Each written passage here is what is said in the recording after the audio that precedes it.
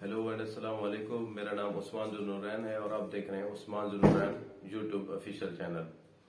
आज हम world affair के ऊपर बात करेंगे। रिसेंटली रूस के ऊपर कुछ ताजिकिस्तान के कुछ जो दाइश के रहने वाले लोग थे उन्होंने अटैक किया रूस के ऊपर। चार वो गनर थे जिन्होंने AK-47 के जरिए रशिया के एक हाल के ऊपर अटैक किया। वहां पर तकरीबन 150 बंदा जो था वो उसी टाइम मारा गया और इस इवेंट ने पूरी दुनिया को शॉक कर दिया, क्योंकि 2005 के अंदर इसी तरह का एक इंसिडेंट हुआ था रूस के अंदर, जिसको रूस अभी भी याद करता है। और उस हवाले से उन्होंने पूरी अपनी स्ट्रेटेजी बनाई थी कि टेररिज्म को कैसे हमने काउंटर करना है। तो रूस इस वजह से बहुत ज्यादा क्रेजी हो गया और उन्होंने इसका इल्जाम लगाया यूक्रेन के ऊपर, क्योंकि रूस और यूक्रेन की आपको पता है कि एक जंग चल रही है और रूस ने ये सारा का सारा इल्जाम लगाया उसी के ऊपर। क्योंकि ये जो ताजिकिस्तान है, ये सेंट्रल एशियन कंट्री जो है, जब USSR हुआ करता था बिफोर 1991, तो इनके यहाँ जो वीजा पॉलिसी है वो बहुत आसान है, सो आसानी से ये आ सकते हैं। तो रूस ये कह रहा है कि भाई, या प्यूटन जो प्रेसिडेंट ऑफ रशिया है, उन्होंने कहा कि भाई यूक्रेनियों ने इनको कहा, यानी जो ताजिक लोग हैं या जो दाइश के लोग हैं या जो ISIS के लोग हैं, उनको ये कहा कि आप जाकर वहां पर अटैक करें। सो वो 4 गनर थे, उन्होंने आकर वो उस हाल के ऊपर अटैक किया और इसकी वजह से ये इतनी हेनियस अटैक था कि पूरी वर्ल्ड ने इसको कंडेम किया। इवन वेस्टर्न यूरोपियन कंट्रीज जो हैं उन्होंने भी किया, अमेरिका ने भी किया, फ्रांस, पोलैंड, स्पेन, सब लोगों ने किया। यानी इन तमाम कंट्री ने इस अटैक को कंडेम किया। पाकिस्तान ने भी किया, इंडिया ने भी किया, चाइना ने भी किया, सब ने किया। अब इसकी आफ्टर इफेक्ट क्या आने थे? ऑब्वियसली रूस जो था, रूस का सिंबल है, उनका जो नेशनल सिंबल है वो है जी रीच, जिसको हम बेयर कहते हैं। अब बेयर जो है वो इस वजह से क्रेजी हो गया। अब उन्होंने फौरन ही यूक्रेन के ऊपर अपनी बम्बार्डमेंट शुरू कर दी। अभी जब मैं वीडियो ये रिकॉर्ड कर रहा हूं तो अभी भी उन यूक्रेन के ऊपर काफी ज्यादा बॉम्बिंग हो रही है, काफी ज्यादा वो अटैक कर रहा है।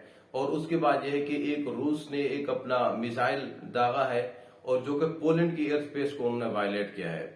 एक 2023 के अंदर भी एक ऐसा वाक्य हुआ था जब एक मिसाइल पोलैंड की एयर स्पेस को क्रॉस करके वो अंदर चला गया था। बाद में उसके ऊपर रिसर्च हुई तो वो यूक्रेन का मिसाइल था। अब ये मिसाइल का वहां पोलैंड के अंदर जाना क्यों ज्यादा खतरनाक है?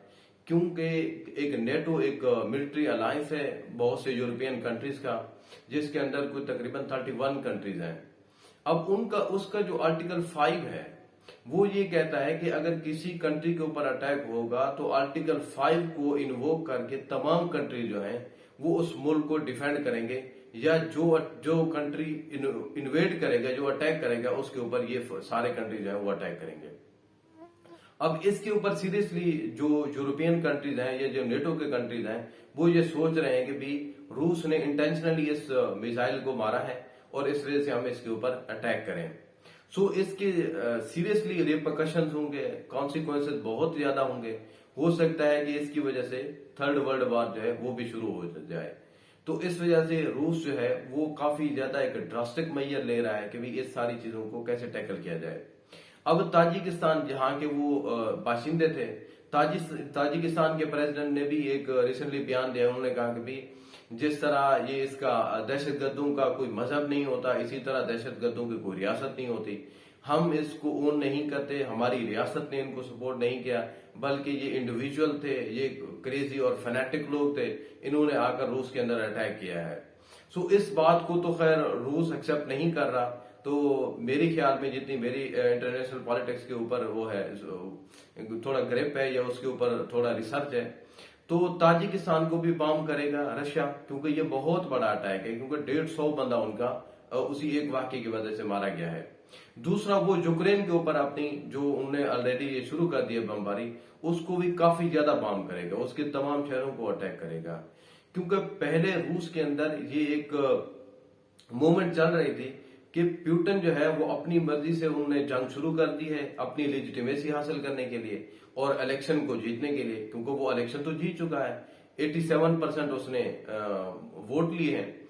सो अब वो जो लोग हैं, जो रशिया के लोग हैं, वो ये समझ रहे हैं क्योंकि हमारे ऊपर अटैक हो रहा है, वो यही समझ रहे हैं कि यूक्रेन वालों ने इनको वो क्या है स्पॉन्सर किया है, यानी वो जो ताजिक जो फनेटिक लोग थे। तो इस वजह से हो सकता है कि भी रूस दोबारा मतलब अपनी फुल स्ट्रेंथ के साथ यूक्रेन के ऊपर अटैक करे, और उनकी जो अवाम है यानी उनके जो लोग हैं रशिया के, वो भी अब प्यूटन के साथ खड़े हैं। अगर आप उनकी ये उसमें देखें ट्विटर के ऊपर, जिसको आजकल एक्स कहते हैं, उसके ऊपर और फेसबुक के ऊपर उनकी वीडियोस देखें, तो वो काफी ज्यादा अब वार को सपोर्ट कर रहे हैं, और वो प्यूटन को कह रहे हैं कि भी आप आयरन मैन हैं और आपने इन सारी चीजों का बदला लेना है और इसका जवाब लेना है। तो आई थिंक अब कोई सीरियसली वेस्ट भी सोच रहा है कि शायद यूक्रेन को प्रोटेक्ट किया जाए, क्योंकि रिसेंटली ये खबर आई थी कि फ्रांस के 2000 बल्कि जो सोल्जर हैं वो यूक्रेन के अंदर जाएंगे और यूक्रेन को प्रोटेक्ट करेंगे या यूक्रेन की तरफ से लड़ने की कोशिश करेंगे। हो सकता है इस तरह करके पोलैंड के सोल्जर भी आ जाएं और भी कंट्री के सोल्जर आ जाएं, जो कि ऑफिशियली तो नहीं आएंगे लेकिन वो आकर यूक्रेन उनकी हेल्प करेंगे। सो इससे ये होगा कि रशिया जो है वो काफी ज्यादा डेस्परेट हो जाएगा, और इससे हो सकता है कि भी वो एक टैक्टिकल न्यूक्लियर बॉम्ब भी ट्राई करने की कोशिश करे, जो कि रिसेंटली प्यूटन ने अपनी स्पीचेस के अंदर कहा भी है।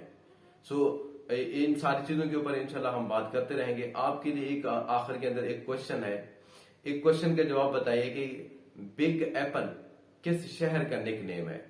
जो भी सही जवाब देगा उसको मैं इंशाल्लाह अच्छे से कमेंट करने की कोशिश करूंगा। Thank you very much.